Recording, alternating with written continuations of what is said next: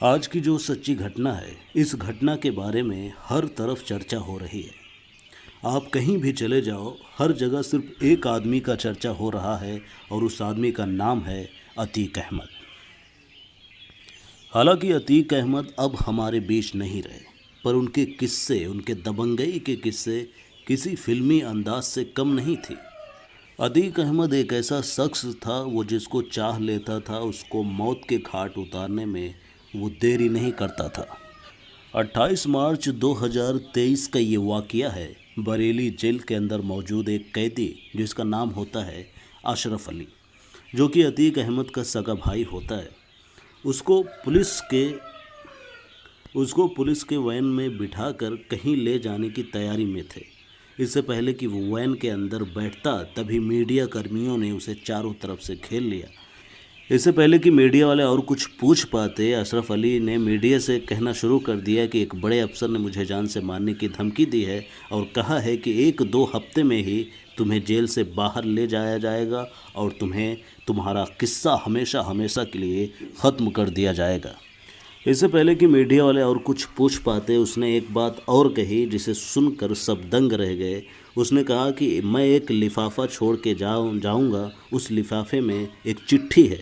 उस चिट्ठी में उस अफसर का नाम लिखा है जिसने मुझे जान से मारने की धमकी दी है। जाते जाते एक बात और कहता है कि उस चिट्ठी का खुलासा तभी होगा जब मैं इस दुनिया में नहीं रहूँगा।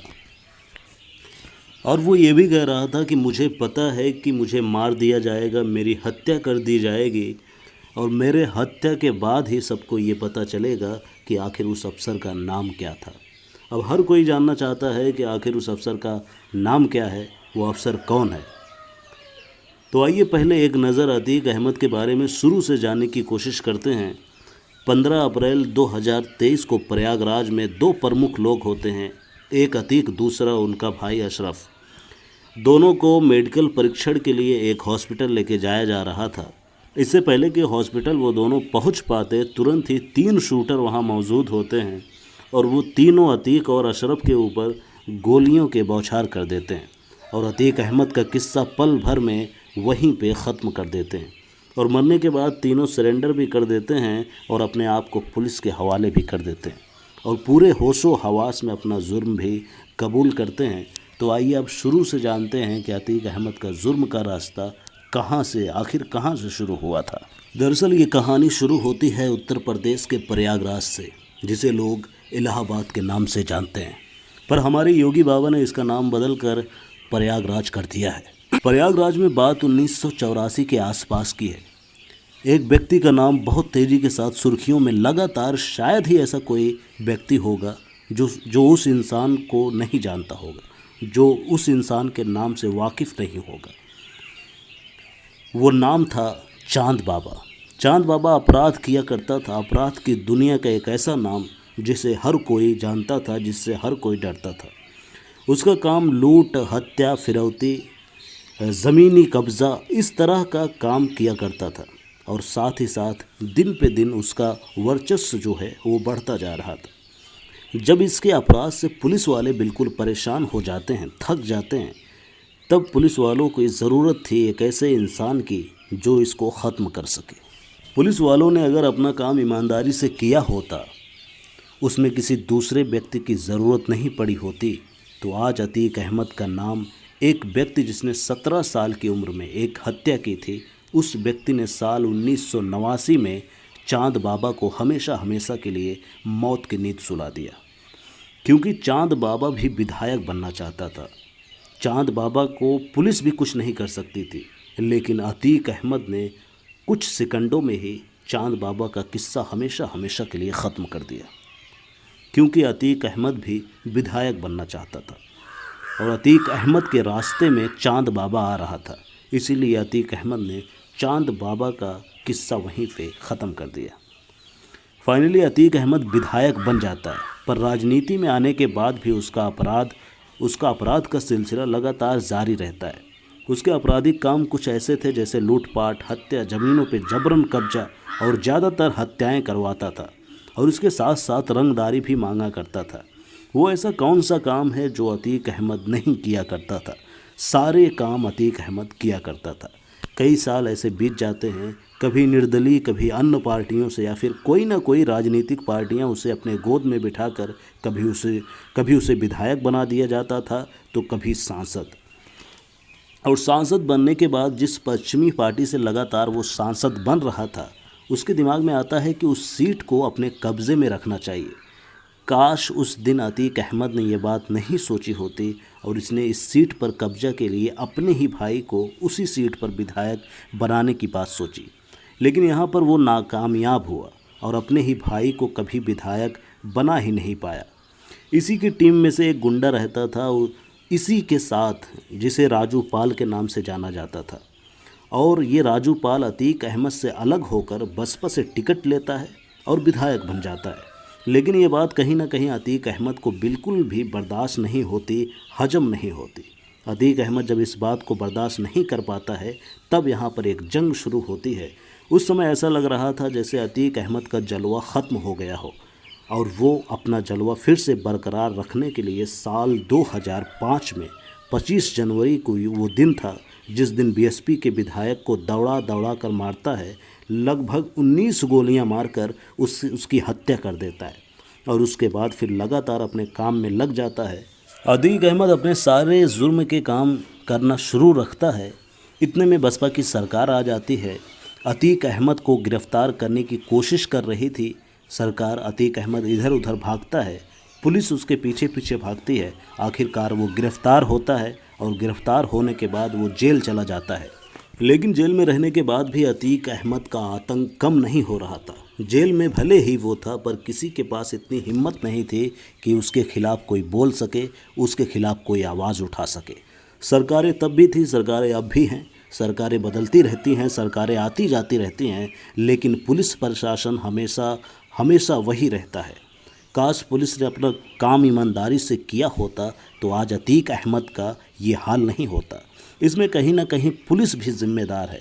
पुलिस अपना काम काफ़ी ढीले अंदाज से कर रही थी, इसीलिए शायद उस मैदान में अतीक अहमद को उतरना पड़ा। पहले ही अगर पुलिस अतीक अहमद को गिरबान तक पहुंच जाती, उसको कड़ी मजबूती से पकड़ लेती, तो शायद अतीक अहमद इतना आगे न बढ़ पाता। अतीक अहमद के ऊपर लगभग 101 मुकदमे दर्ज थे, जिसमें से जो लोग बहुत हिम्मत करके ये मुकदमे दर्ज कराए थे, और न जाने कितने ऐसे मुकदमे थे जो कभी थाने और पुलिस चौकी तक पहुंची ही नहीं, क्योंकि लोग अतीक अहमद से इतना डरा करते थे कि वो जो है अतीक अहमद के खिलाफ जाते ही नहीं थे। इसके बाद अतीक अहमद नैनी जेल में रहता है। नैनी जेल से साबरमती जेल में जाने से पहले इसने एक ऐसा कांड कर दिया, एक ऐसे आदमी का अपहरण करके लगभग 40 करोड़ की संपत्ति अपने नाम की। लोगों को तब यकीन हुआ जब लोगों के सामने जेल से एक वीडियो वायरल हुआ, और उस वीडियो को देखने के बाद लोगों को पता चला कि साल 2018 में भी अतीक अहमद अपने हरकतों से बाज नहीं आया है। तब जाके सरकार और पुलिस प्रशासन को लगा कि जो हो रहा है, अतीक अहमद जो कर रहा है वो गलत हो रहा है। सरकार जब थोड़ा हरकत में आती है, तब उसे देवरिया के जेल से निकालकर गुजरात के जेल साबरमती में रख दिया जाता है। और वहीं पे बैठे बैठे अतीक अहमद चुप नहीं रहता है, अपने बेटे और अपने साथियों के साथ मिलकर कई आपराधिक काम करा रहा था अतीक अहमद। और अतीक अहमद का उल्टी गिनती वहीं से शुरू हो गई थी जब उमेश पाल की हत्या होती है, जिसके बाद एक छोटा सा वीडियो वायरल होता है। लगभग 24 फरवरी 2023 को 44 सेकंड का वो वीडियो खूब वायरल होता है। वो वीडियो अगर लोगों के सामने ना आया होता तो शायद ही लोगों को पता चल पाता कि साबरमती जेल में बैठा हुआ अतीक अहमद अपने बेटे और 6-7 लोगों के साथ मिलकर वो इस हत्याकांड को अंजाम दे रहा था। जैसे ही ये वीडियो लोगों तक पहुंचता है, लोगों के दिमाग में एक ही बात आती है कि साबरमती जेल में बैठकर वो ये ऐसे गंदे काम, ऐसे आपराधिक काम कैसे करा सकता है। तभी उसके बाद उत्तर प्रदेश पुलिस पर प्रेशर पड़ता है। जब ये हत्याकांड होता है, उमेश पाल का हत्याकांड जब होता है, तो उत्तर प्रदेश के पुलिस के ऊपर बहुत ही ज़्यादा प्रेशर पड़ता है। जो काम पुलिस को बहुत पहले करना चाहिए था, इस हत्याकांड के बाद पुलिस आखिरकार उसकी आँख खुलती है और एक के बाद एक आरोपी पकड़े जाते हैं। अब बात आगे बढ़ती है तो अतीक अहमद का बेटा भी झांसी में मिलता है। पुलिस चाहती थी उसे गिरफ्तार किया जाए, लेकिन कुछ कहानी ऐसी बनती है अशद को और उसके साथ जो उसके साथी थे सभी का चैप्टर वहीं पे ख़त्म हो जाता है। पुलिस का ये जांच का विषय था, पुलिस अपना जांच कर ही रही थी उस हत्याकांड के बारे में और जैसे ही पुलिस उस मामले की जांच कर ही रही थी, अशरफ अतीक का भाई बरेली जेल में बंद था और अतीक अहमद साबरमती जेल में बंद था।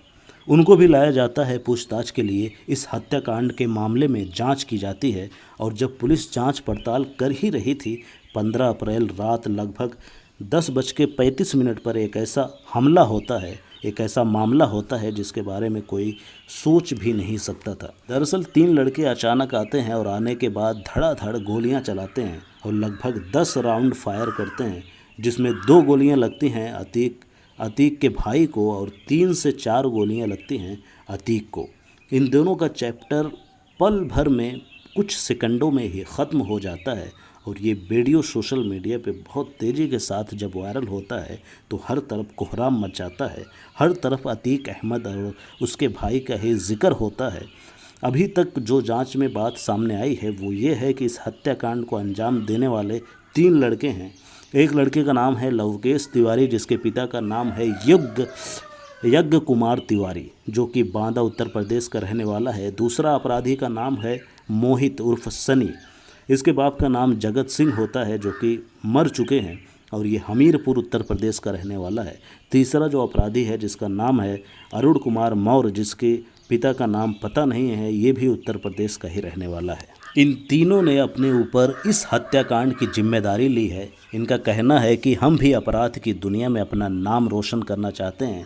इनका कहना है कि हम भी कुछ अलग करना चाहते हैं और ये तीनों लड़के जब पुलिस जांच करती है, इनके घर तक जब जाती है तो पता ये चलता है कि ये तीनों लड़के बहुत ही ज़्यादा गरीब परिवार से बिलोंग करते हैं और ये जुर्म के रास्ते पे निकल चुके हैं। ये क्या दूसरा अतीक बन सकते हैं ये लड़के, ये वक्त ही बताएगा, या फिर इनके पीछे किसी और का हाथ है, ये तो जांच का विषय है। अब जांच होगा तो सारे जो है गुत्थी खुल के सामने आएंगे।